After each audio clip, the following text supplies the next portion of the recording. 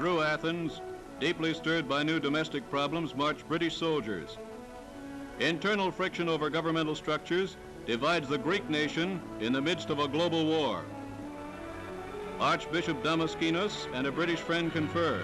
To the conference comes the French ambassador with American and Russian officials. Waiting with General Plastiris at his hotel are Anthony Eden and Field Marshal Alexander of Britain. All are waiting for a famous visitor. Britain's most traveled premier arrives at headquarters.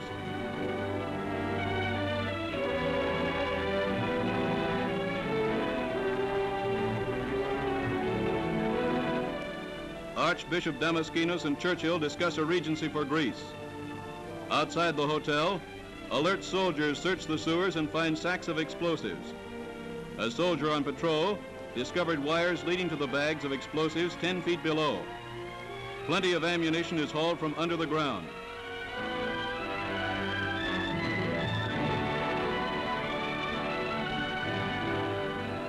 The dynamite is German in origin. Agreeing on a regency, Churchill declares he will urge the king to accept the archbishop as regent.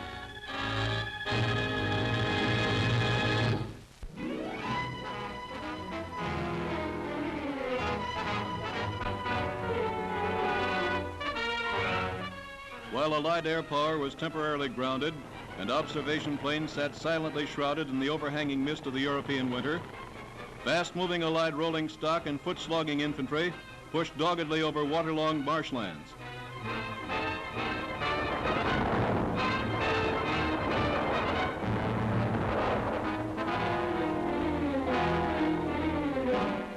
This was no minor battle. The von Rundstedt offensive had penetrated deep into Belgium and Luxembourg. Backed up by long-hoarded men and equipment, the enemy lines moved in swiftly, trying to make up with surprise what they lacked in equipment. This film, taken from a captured German film unit, is evidence of their accomplishment. The German Royal Tiger tank. Backed up by picked German infantry, this was no easy army to hold back. Confident and determined, this army swept forward in style that reminded them of 1940 successes. Once again, the Nazi was a Superman.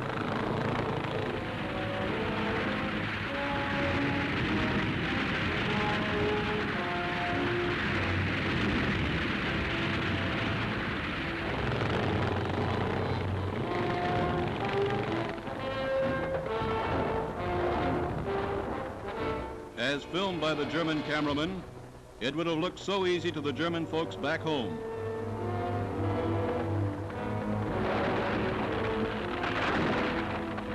American equipment burned under the heat of their early advances. American jeeps and half-tracks lay smoldering under the swift rush of the German advance. This was what the Fuhrer had promised. This was German war. These captured American cigarettes tasted much better than the ersatz cigarettes these German soldiers had been smoking.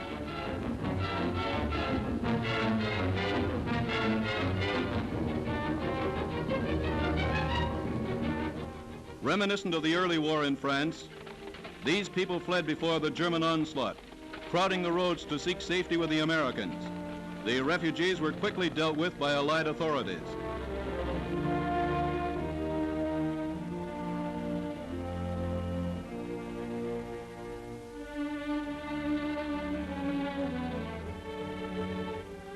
Women and children felt again the full impact of war as they were helped into American vehicles and taken out of danger. American military police checked identification cards to prevent enemy infiltration.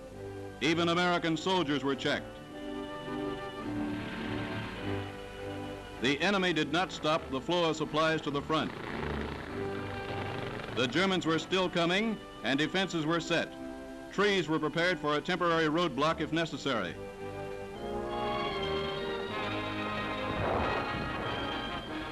Under the cover of machine guns, anti-tank mines were placed.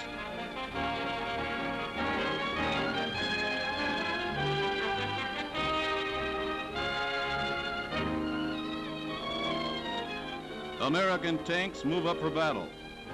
Breaking through the woods, they take their positions. Bazooka men wait for Nazi tanks. Camouflage tanks and heavy guns were ready.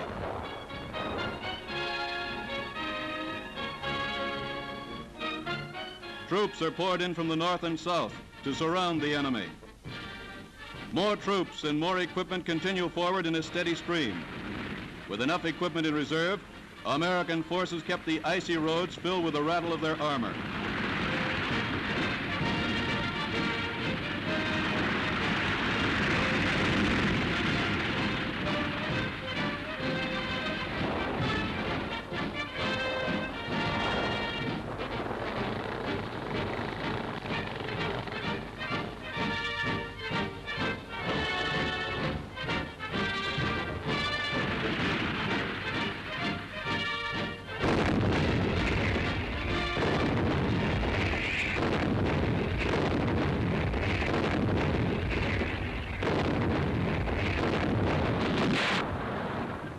The infantry moved in over the snow-covered ground to retake some of the land they had lost.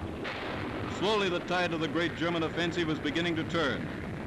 The tanks, supplies, and men von Rundstedt had saved for this gamble were beginning to feel the pinch of the Allied strategy. The front remained fluid, and every move the Germans made became a sacrifice.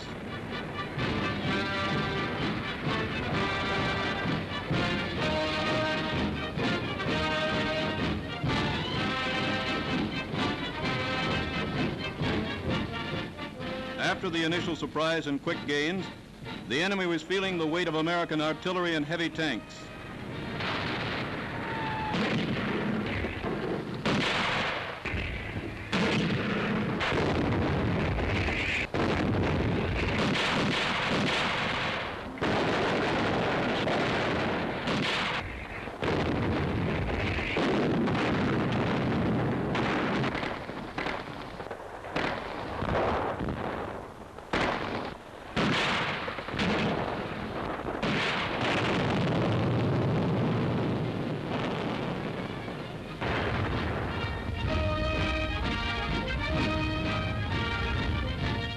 Some of the Nazis had died.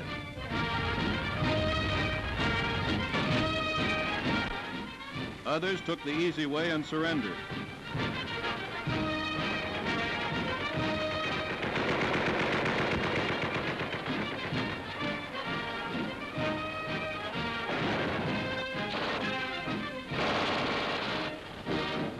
After the first men surrendered, others hurried out of the building to seek safety.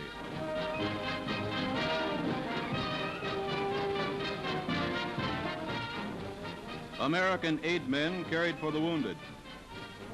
While the infantry and artillery pushed against the enemy, the American air forces waited for weather. And as the skies cleared, they were again filled with the long telltale trails of vapor as American bombers under heavy ack-ack fire swept in to seek out the enemy.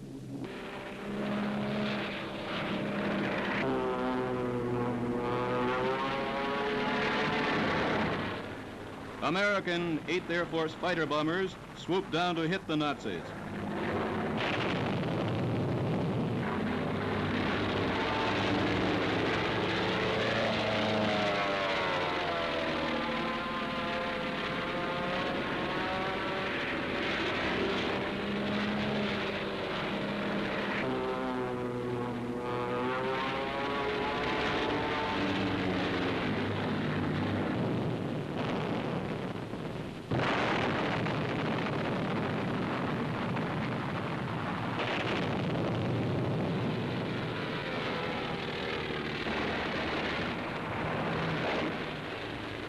Hard-hitting American fighters were forcing hundreds of the enemy's planes from the skies and ensuring victory over this great German bid.